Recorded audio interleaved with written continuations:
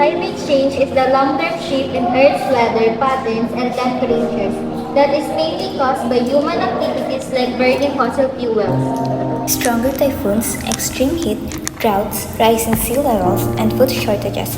Climate change is disrupting lives, destroying homes, and threatening survival. Now, here is our advocacies. First is renewable energy. It has a great role for sustainable future.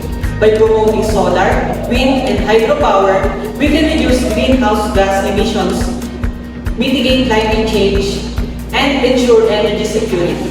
Another focus is to be the 3 Rs, which is reduce, reuse, recycle. We must reduce our waste and buy smarter. We must reuse our items whenever possible.